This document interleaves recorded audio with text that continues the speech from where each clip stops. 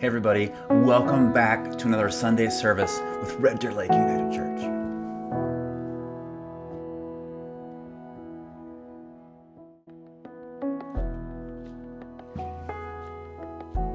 My name is Nick. I am the minister here at Red Deer Lake, and we are an affirming church that gratefully gathers on Treaty 7 land. And what we are all about is finding in the way of Jesus this new way of being human and alive in this world. This way connected to God, each other, and ourselves. This way of life full of joy, hope, peace, wonder, truth, belonging. This way of life that transforms us so we can go out and transform the world into the one that God wants it to be. A world where everyone has enough and everyone has a place. Yeah, that is who we are. That is what we are all about. And today we are here for a Sunday service. It's the time of the week when we choose to pull over, press pause, and do the one thing that we have to do as humans to become fully alive. And that's connect with the source of our life, the ground of our being, that mystery underneath it all, that God of extravagant and indiscriminate love. So I am so stoked that you are here for this. Thank you for being here. Thank you for showing up. We appreciate you taking some time to connect with us. So say hello in the comments. We'd love to know who is here. We'd love to know how you are doing. So say hello there. And we're going to just jump right into it. And we're going to start with this. This is hard, isn't it? Like doing the whole Zoom thing. Is anyone else kind of tired of this? I know we've mentioned this before, but for me, in my life, it kind of comes and goes. That's what tells me this is kind of becoming normal for me. Where I'm like, oh yeah, another Zoom call, another service to record. But then some days, and maybe this is you today, some days you're like, oh my God, another friggin' computer to look into, another screen to stare at. That's the last thing I want to do. And I hear you. I get it. I get that. So we're going to start with a meditation, a prayer that just names that recognizes that this is a little tough, that this is a little weary. But even so, we know that it's good to be here. We know that this is important, that to be here is glorious, that this is the right place to be because it's here that we can find the things that we need to keep on going, to keep on becoming and learning and trying to find meaning and purpose and hope. So we're going to start with this, then we'll go right into a song. And so my friends, knowing that you are welcome, wanted, and accepted here, let's put our feet on the ground, let's open up, let's soften up, and let's start with a prayer.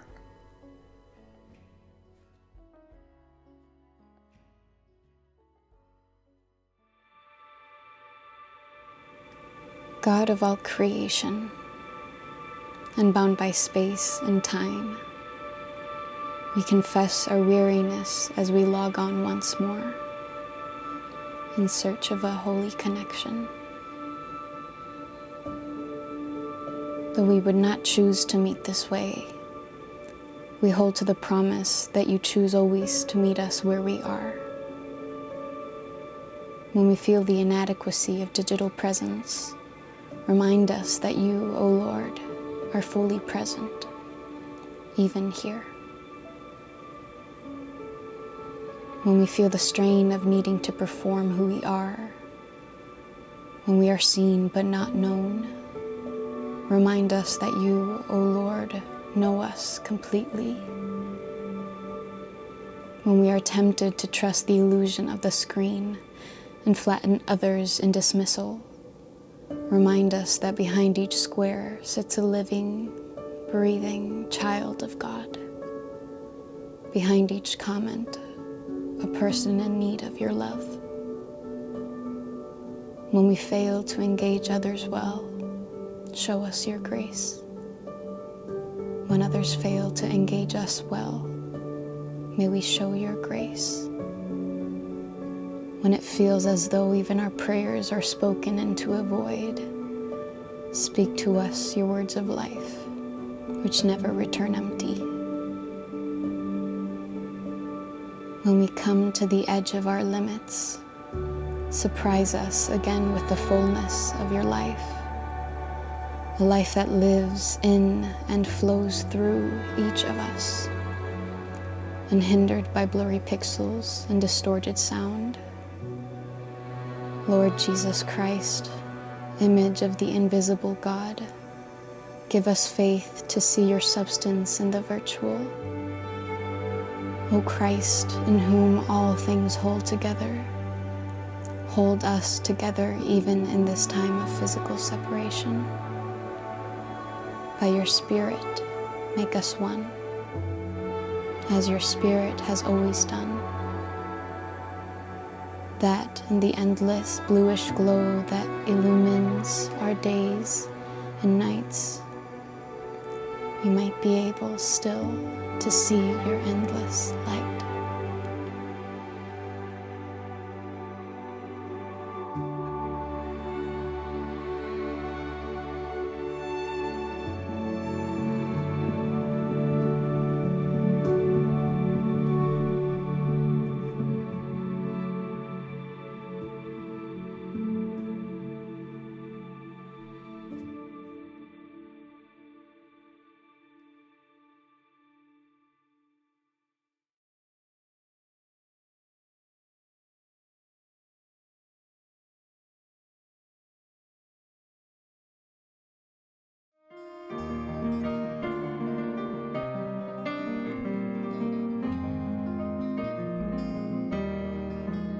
Will you come and see the light from the stable door? It is shining newly bright, though it shone before. It will bring your guiding star. It will show you who you are. Will you hide or decide to meet the light?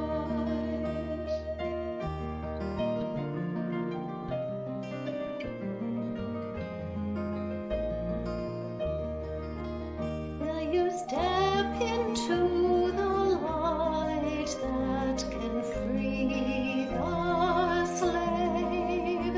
It will stand for what is right. It will heal and save. By the pyramids of greed, there's a longing to be freed.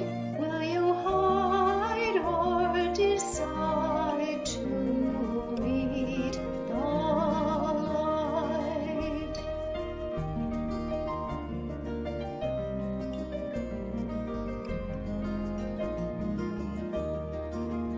Will you join the hope alight in the young girl's eyes of the mighty put to flight by the baby's cries?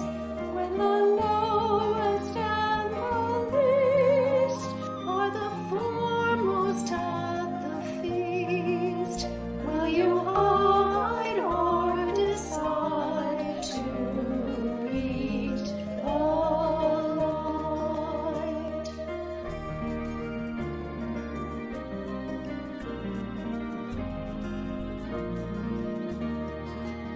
Will you travel by the light of the babe newborn?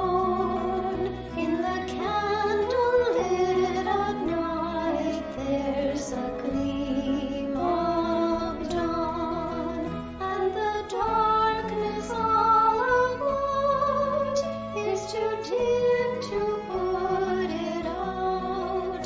Will you hide or decide to meet the light?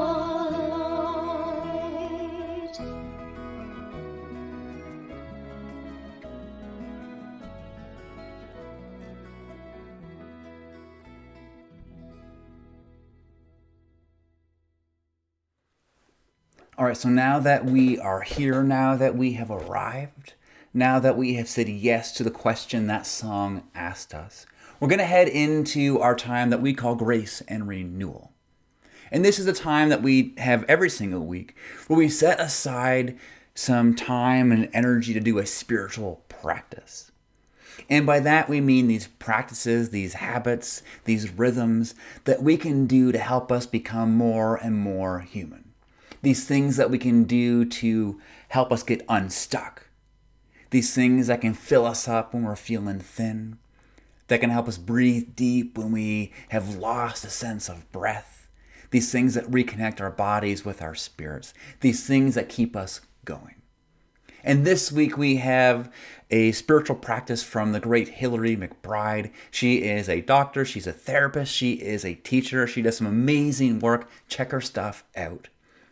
And what she has given us today are 2 prompts, 2 writing prompts. And we're going to spend some time with each one, 1 minute with each one. And what these are designed to do is help us listen to ourselves. Yeah, help us listen to ourselves.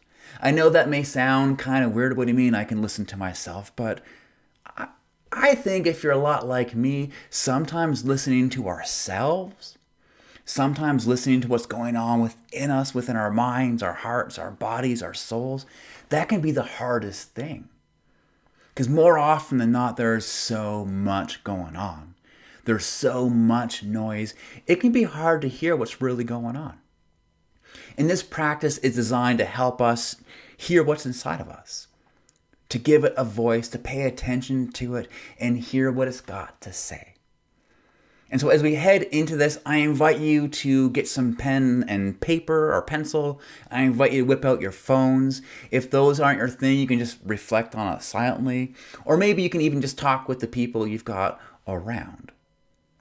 But however you do this, I invite you to do it with intention and with purpose. To actually lean into this and give it a go. Because I'm going to bet there is something inside of you that needs to be heard. Your body's got something to say. And it's really important that you connect with it and listen to it and give it a voice and some space. So as we head into this, I invite you again to do it with intention and do it with purpose. Give it a shot. Spend 1 minute with each prompt and just see what comes out. Don't edit it. Don't censor it. Don't overthink it. Just let it come out. Trust the process. Trust that you've got something to say. And spend some time listening to yourself. And so, my friends, as we head into this, as always, may grace and peace be with you.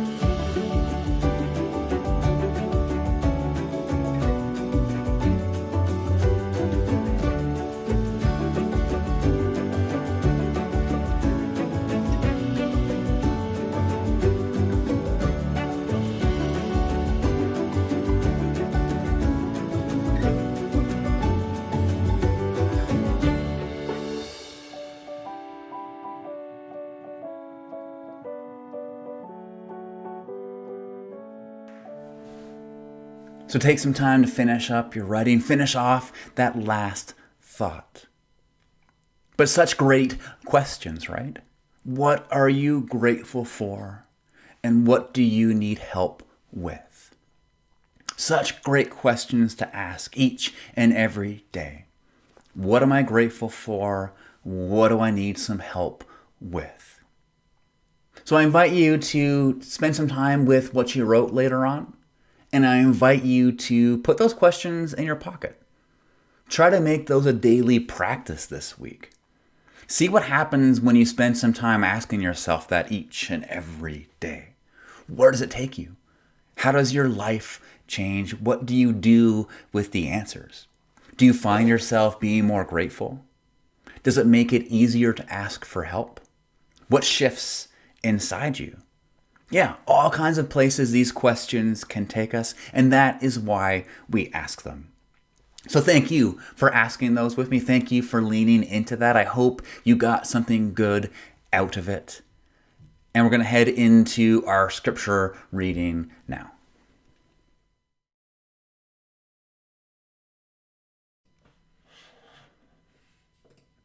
A reading from Mark. Jesus and his followers went into Capernaum. Immediately on the Sabbath, Jesus entered into the synagogue and started teaching. The people were amazed by his teaching, for he was teaching them with authority, not like the legal experts. Suddenly there in the synagogue, a person with an evil spirit screamed, "What have you to do with us, Jesus of Nazareth? Have you come to destroy us? I know who you are. You are the Holy One from God." "Silence," Jesus said, speaking harshly to the demon. "Come out of him." The unclean spirit shook him and screamed, then it came out. Everyone was shaken and questioned among themselves, "What's this? A new teaching with authority? He even commands unclean spirits, and they obey him."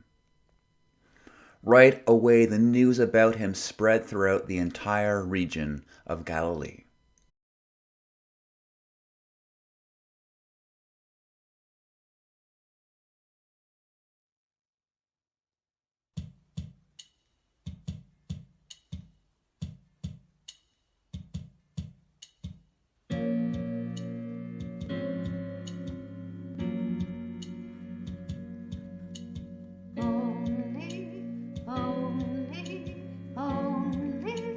Only when it's dark enough can you see, dark enough can you see the stars, the stars. Only when it's dark enough can you see, dark enough can you see the stars, the stars. Only when it's dark enough, the stars. Can you see the stars? Only when it's dark enough, the stars. Can you see the stars? Only when it's dark enough, the stars. Can you see the dark enough? Only when it's dark enough.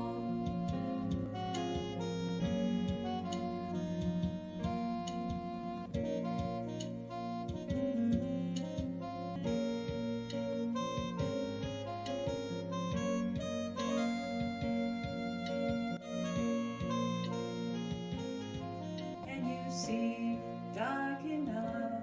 Can you see the stars? Can you see dark enough? Can you see the stars?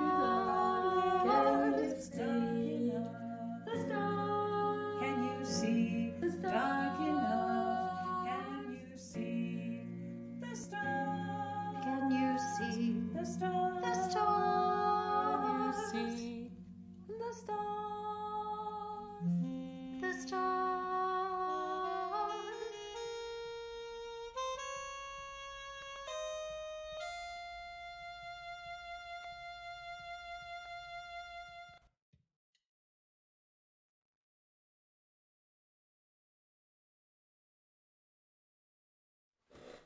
All right, my friends, it is time for a sermon. We are going to explore some stuff from that story we just heard. Because that's what we do with these stories, right? We explore them. The Bible isn't so much meant to be read as it is meant to be engaged and explored.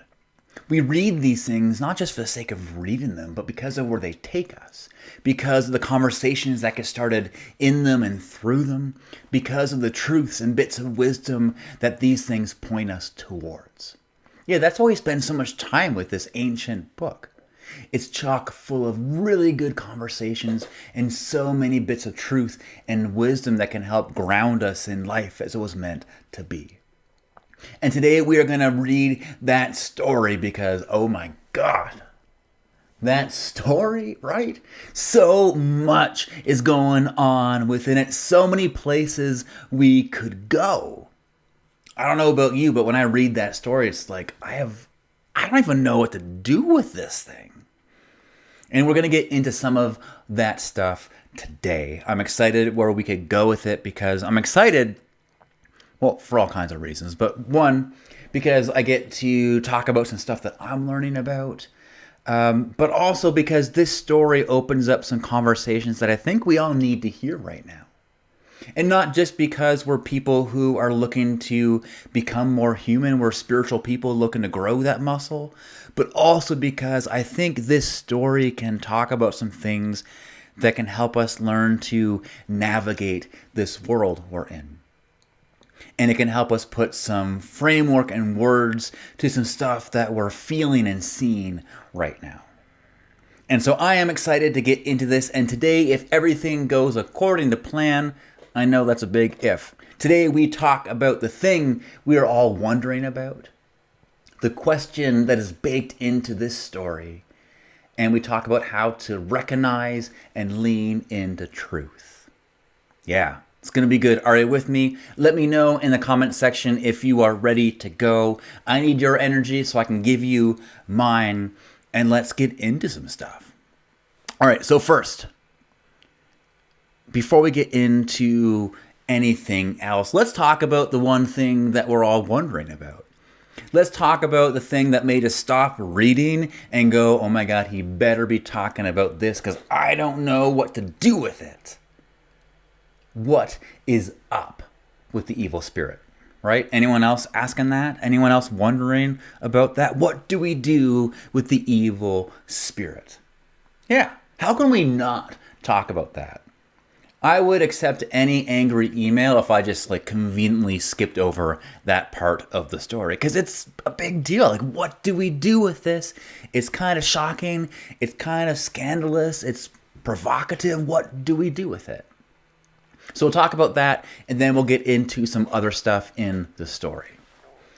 So there are all kinds of ways that have been used to help people hold and understand this part of the story or other parts of the Bible that talk about evil or unclean spirits or demons. And these kinds of ideas, they range from holding the story as literally true, that there are such things as cognizant spirits and angels and demons that we have to deal with. These ideas range from holding this as purely a myth, as a metaphor and something that doesn't really mean much of anything. And it's also been held in a way that sees these people as having neurodivergencies or mental health issues, which is just insanely problematic. It's so grossly problematic to equate demon possession with mental health issues. And so we're just going to take that one and throw it away because it's just garbage and should not be talked about. So before we get caught up in how to explain this part of the story, here is something that can help us figure out a way to hold this and any other story that talks about demons or evil spirits or unclean spirits. Here's a bit of wisdom. Here's a trick, a Bible hack for you. It's more important to look for what this story is saying than what it says. Yeah, it's more important to look for what the story is saying than what it says. It's more important to look for the meaning to look for what this story is pointing to look for what it is trying to describe and get at, than what it actually says. Are you with me? You get what I'm putting down? Yeah, it's more important to look for what the story is saying than what it actually says. And this is what I think this story and other stories with this kind of character is saying. I think this is what it's trying to point to and trying to get at. There are things that occupy us. There are things in our life and world that will take up space inside us.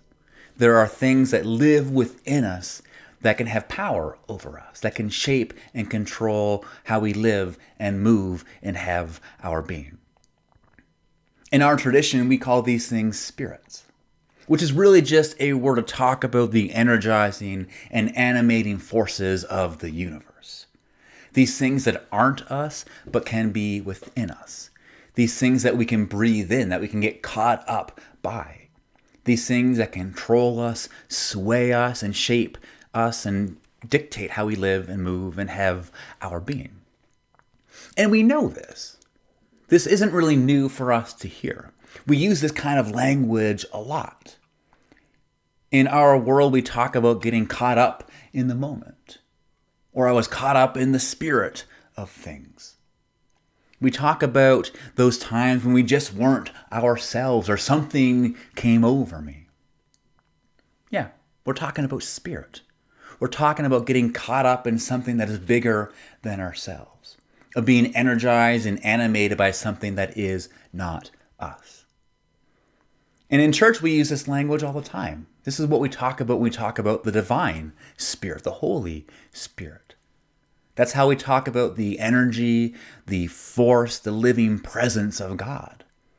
That Spirit that we call holy, that fills us up and empowers us with love, that shapes our actions in the kind of way that God meant it to be, that leads us into life as it was meant to be. Yeah, that's talking about spirit. And so when we talk about evil spirits or unclean spirits or demons, this is kind of what we're getting at. We're getting at those things that can possess us.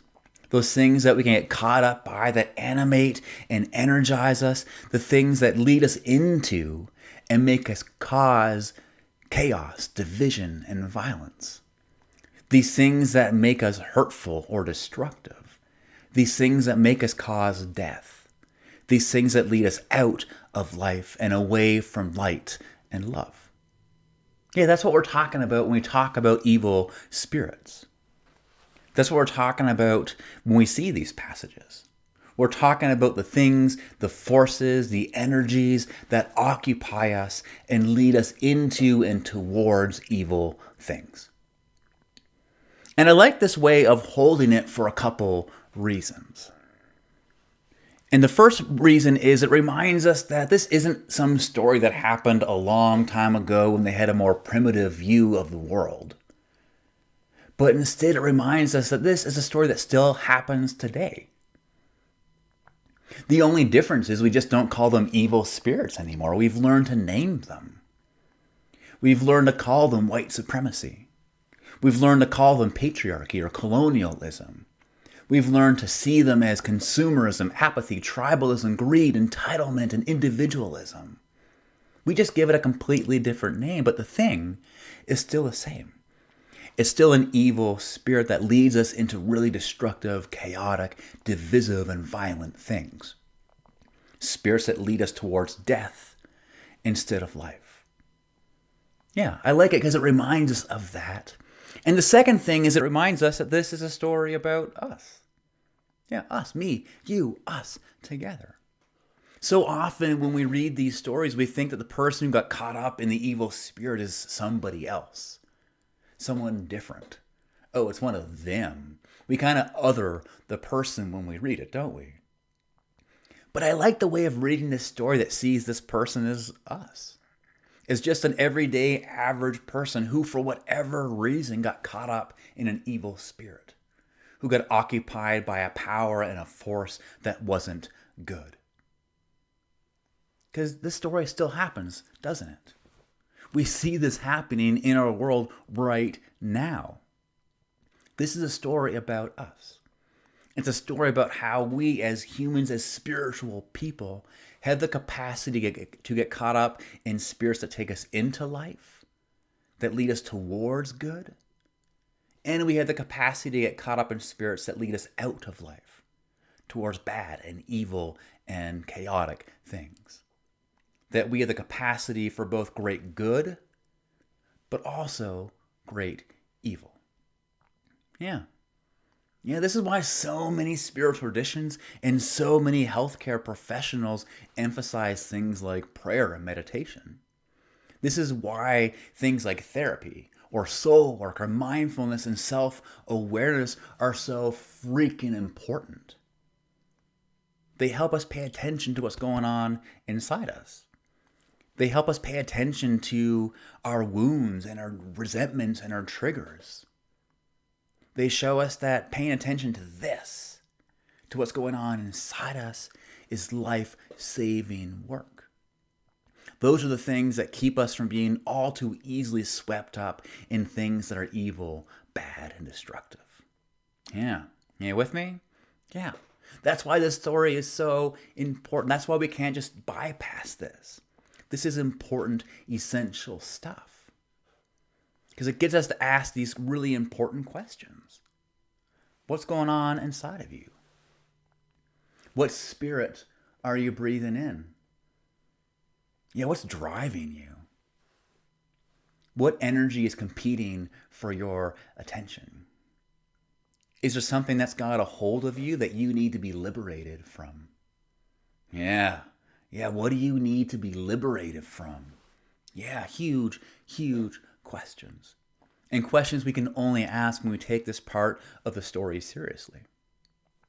So hopefully that helps you hold that part of the story. Hopefully that gives you a refreshing way to hold it, a way that you can actually engage with.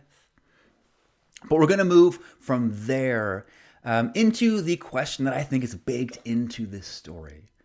The question that I wonder if the writer of this story, Mark, I wonder if this is the question he wanted us to ask when we heard this story. It's a question that I think makes the whole story hum. And that question is this: why were the people shaken? Yeah, why were the people shaken? After all this goes down, we're told that the people were shaken. Why not jubilant? Why not in awe? Why not rejoicing? I mean, Jesus literally just liberated the person from an evil spirit. He just freed them. He saved them. He gave them a chance for new life. And it leaves the people shaken? That's weird to me. That doesn't seem right.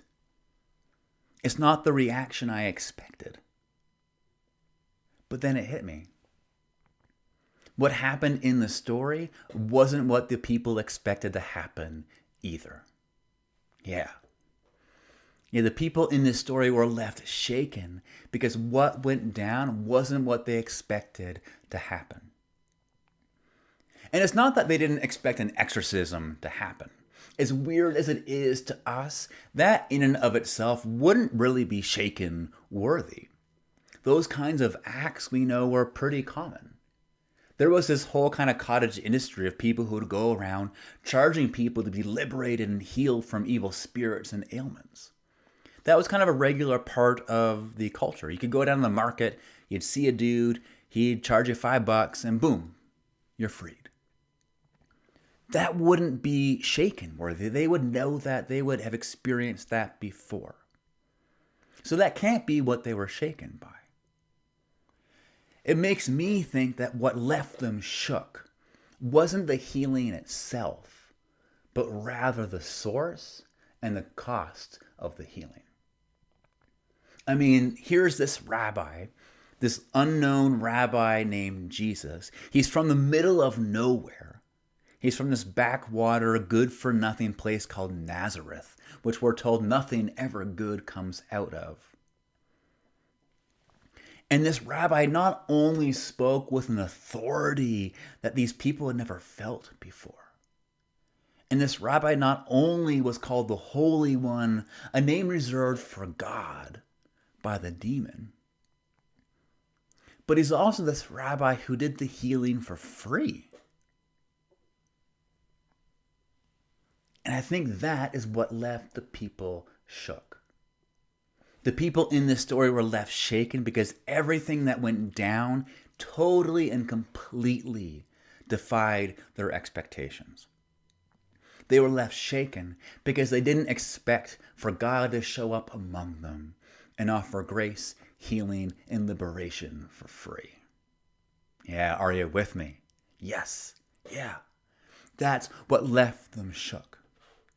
What blew their minds, their hearts, and their souls was God is among us? God liberates and heals for free? Everything got rearranged in that moment. A whole new world opened up. The rug was pulled out from underneath them. Yeah, that's what left them shook. And let's just pause here for a moment, because I think this is a really freaking big deal. I think baked into that question, or coming out of this question, is something that we need to spend some time with. There's a really important truth in here. And it's a truth about, well, truth. And that truth about truth is this. Sometimes, and by sometimes we usually mean all the time, truth will first appear as untruth. Yeah, sometimes, usually all the time, truth first appears as untruth. Now, when we talk about truth, we're not talking about facts. We're not even talking about knowledge. We're talking about something deeper than that, something that transcends and includes those things. When we talk about truth, we're talking about that which is most real, the reality above and underneath it all. We're talking about the thing that guides, upholds, directs, and sustains everything, the thing that grounds and roots. We're talking about the one thing that will remain when all else fades. We're talking about the thing that expands our understanding instead of narrowing it. We're talking about the thing that leads us into greater complexity and diversity instead of into uniformity and simplicity. We're talking about the thing that when we encounter it, when we behold it, when we embrace it, everything begins to change. That's what we talk about when we talk about truth. We're talking about truth like God is a God of love.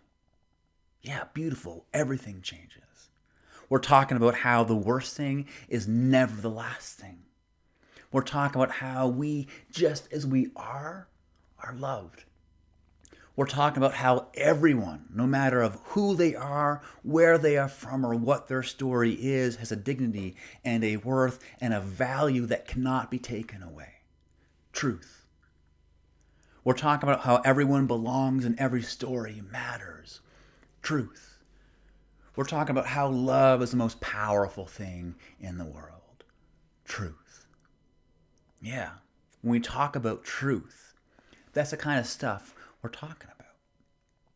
And the thing about truth, as we see in this story, is that sometimes, usually all the time, truth will first appear as untruth. And by that, we just mean sometimes it doesn't meet our expectations. Sometimes it doesn't say what we want it to say.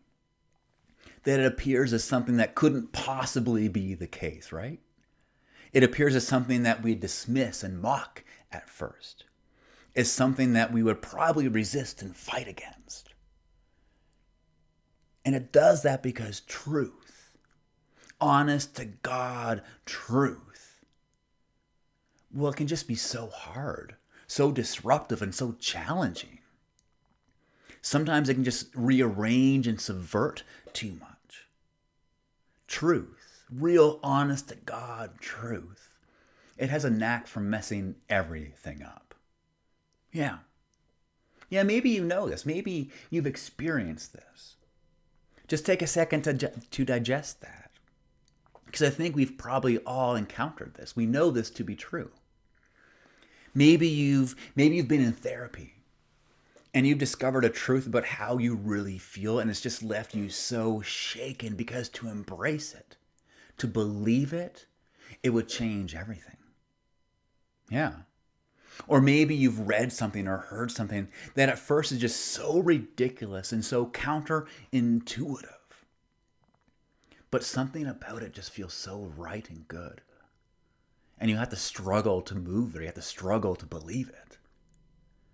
Or maybe you've experienced something that pushed back against everything that you were taught and given, but how you see and understand the world. And you're just fighting against it, because to embrace it and to accept it, it would cost you everything. Yeah. Yeah, do you know those things?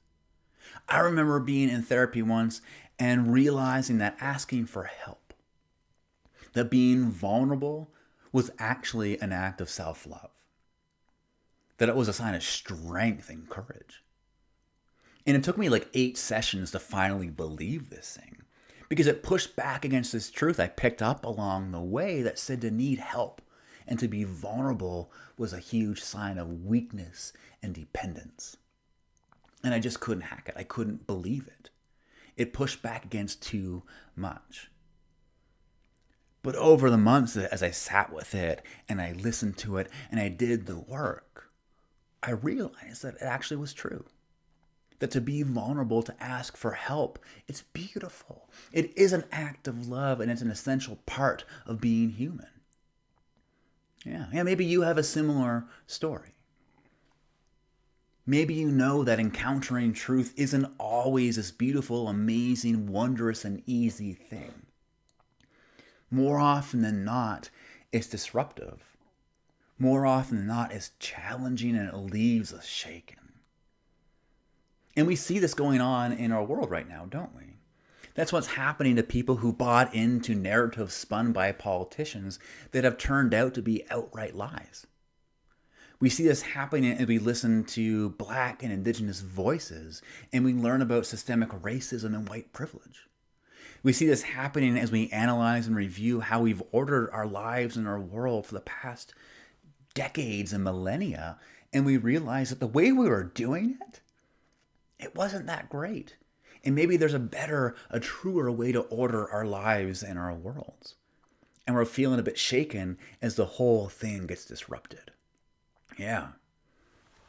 This is why truth always first appears as untruth. This is why Richard Rohr would say that before the truth sets you free, this is so good. Before the truth sets you free, it tends to make you miserable. Yeah, right? So good. Before the truth sets you free, it tends to make you miserable. Oh, yeah. This is why liberation and healing is so disruptive. This is why the other guy from Nazareth said love hurts. This is why Paul Coelho said the spiritual journey is less about becoming than it is about unbecoming. Which is to say, it's less about learning and more about unlearning. It's about putting down truths you once held and picking up bigger, more sacred, more ancient, more divine truths. Yeah. At first, the truth will always come across as untruth. And I think that's a big part of the wisdom this story offers us. That truth will often first appear as untruth. That truth will mess us up before it puts us together. That the truth can hurt, but it can also liberate. Yeah. So our job then, if this is true, our job then as people looking to be aligned with the right kind of spirit, as people who are seeking after the truth, as people who are looking to find life as it was meant to be, our job is to learn to recognize truth. It's to learn how to lean in and embrace it instead of resist it and fight it. Yeah, that's our job. To recognize and to embrace. And so a couple of quick thoughts before we end about how to recognize the truth and how we can lean into the truth once we find it. So how to recognize truth. 2 things.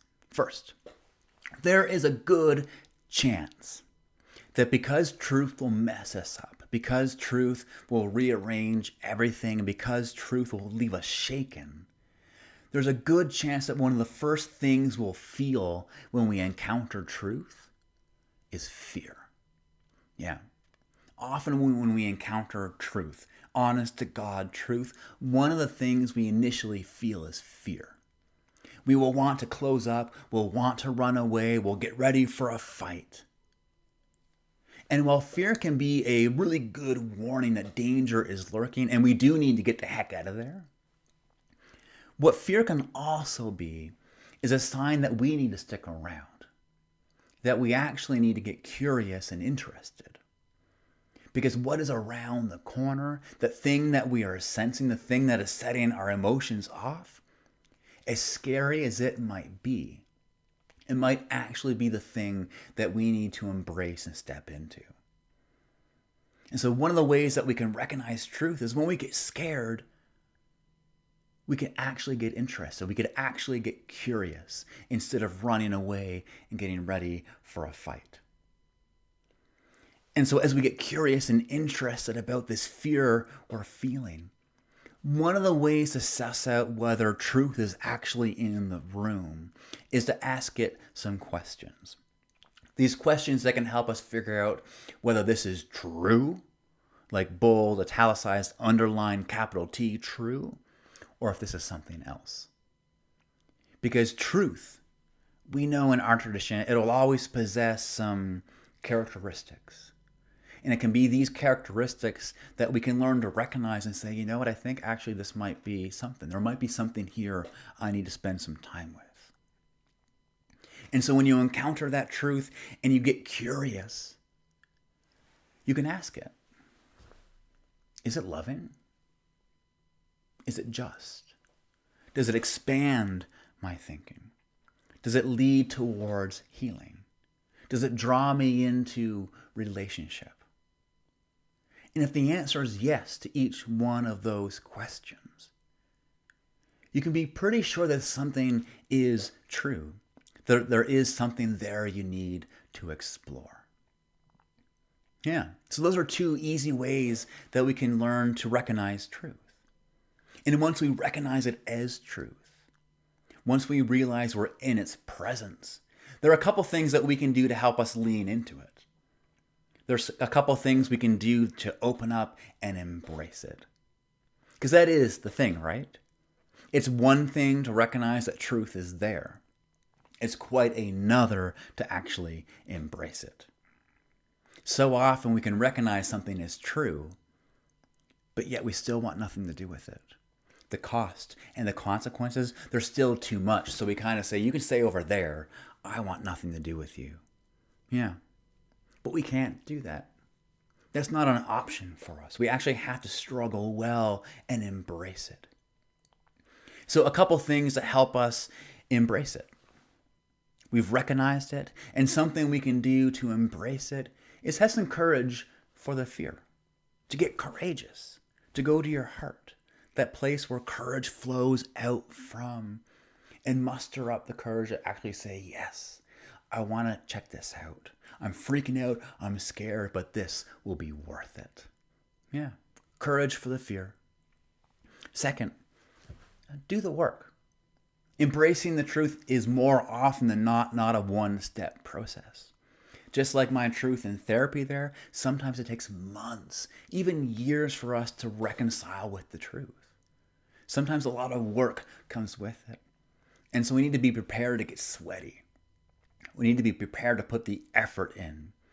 And we need to learn to just trust that all good things in life, including embracing the truth, require some sweat. So courage, get sweaty, and finally the third thing we can do, embrace truth in community. Community, relationships, friends, family, church. It can be such a great way for us to embrace truth and do that process together. Because sometimes it can be too much for us to do it alone. Sometimes everything falls apart and we're left looking at the rags and rubble and we're like, I can't rebuild this. I can't do this on my own. And that's where friendships come in. That's where partnerships come in. That's where community and church comes in. And we can embrace the truth together and go through that really hard but courageous work of incorporating it into our lives. Yeah, 3 steps. Hard steps, but simple steps. 3 things we can do to lean into and embrace the truth. So my friends, as you go from this place, I invite you into those things. I invite you to continue this work and embrace the truths that seem like untruths, that defy your expectations, but that lead us into life as it was meant to be. So my friends, as you enter into this work, as always, may grace and peace be with you. Amen.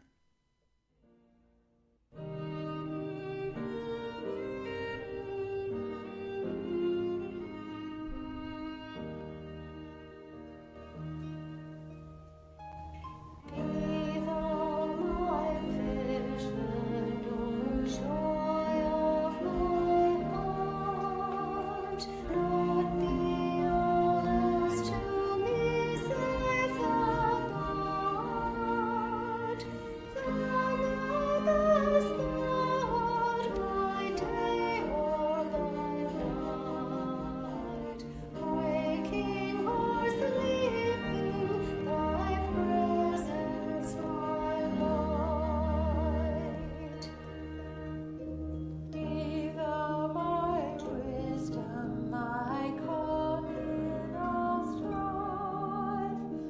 I ever with thee, and thou in my life.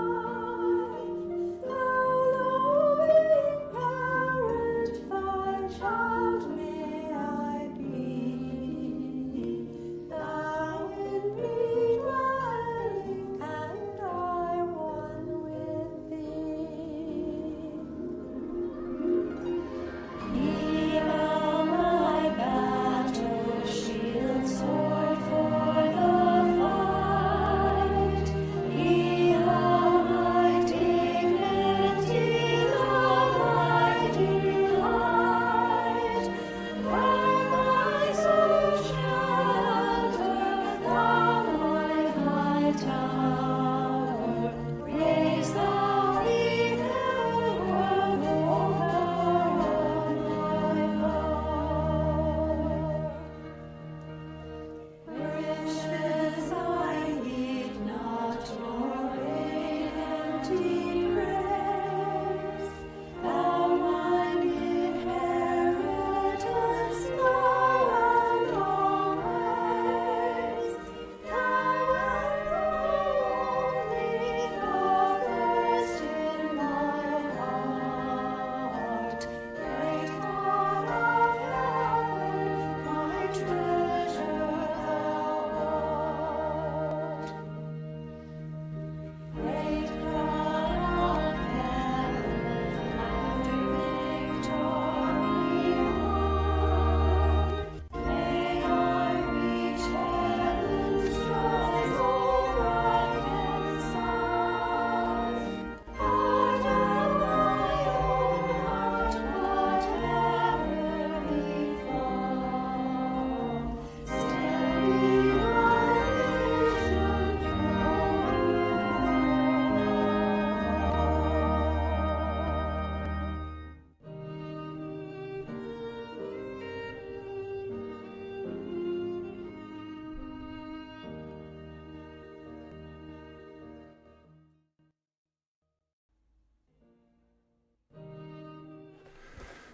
All right, friends, that is everything for today. And again, thank you for being here. Seriously, thank you for being here. Our hope and our prayer, as always, is that you'll leave here with something good, something beautiful, something challenging, something hopeful, something that can help you keep moving, that can fill you up and let you know that you are loved, that you are not alone, and to keep exploring what it means to be human. If you have enjoyed our work here, if you are picking up what we're putting down, we'd love for you to donate to the church. We'd love for you to support this work. Every little bit counts. There is a link in the description. Just click that. It'll take you to the webpage, and you can just do your thing over there. We appreciate everything that people give us. We'd also love to get to know you some more. If you are new to our community, if you're just new to all of this, click on another link below and send us an email. Let us know who you are, where you're at, what you're enjoying, what you're curious about, and we can connect that way. You can also find us on Facebook, Instagram, Twitter, and all those places too. And if you're really bold and you're really courageous, after this is over, we're going over on everybody's favorite medium, Zoom, and we're going to have a chance of being in community. We're going to have some conversations, check in with each other, and see some friends over there. You, of course, are more than welcome. Click on the link below. But if we don't see you there, we'll see you next week. So know that we love you, know that we miss you, know that we're looking forward to seeing you again soon. And as always, may you go in peace, may you go in love, may you go and do it loudly.